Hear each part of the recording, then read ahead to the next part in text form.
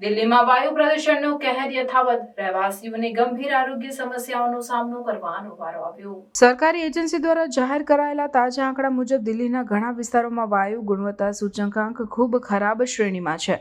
વાયુ ગુણવત્તા સૂચકાંક અનુસાર દિલ્હીના ઘણા વિસ્તારોમાં AQI 300 થી ઉપર છે, જે ખૂબ જ ખરાબ શ્રેણીમાં આવે છે। આ સ્થિતિને કારણે લોકોને શ્વાસ લેવામાં તકલીફ, આંખોમાં બળતરા અને અન્ય આરોગ્ય સમસ્યાઓનો સામનો કરવો પડી રહ્યો છે।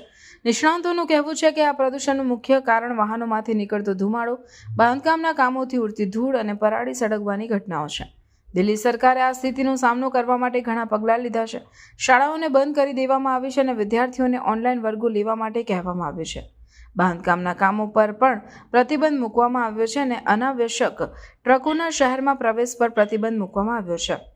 આ ઉપરાંત રસ્તાઓ પર પાણીનો છંટકાવ કરવામાં આવી રહ્યો છે, જેથી ધૂળને ઓછું કરી શકાય। દિલ્હીના પર્યાવરણ મંત્રી ગોપાલ રાયે કહ્યું કે સરકાર પ્રદૂષણને ઓછું કરવા માટે દરેક શક્ય પ્રયાસ કરી રહી છે, પરંતુ કેન્દ્ર સરકાર અને પાડોશી રાજ્યોનો સહકાર પણ જરૂરી છે। તેમણે કહ્યું કે પરાળી સળગવાની ઘટનાઓને રોકવા માટે કડક પગલાં લેવામાં આવવા જોઈએ।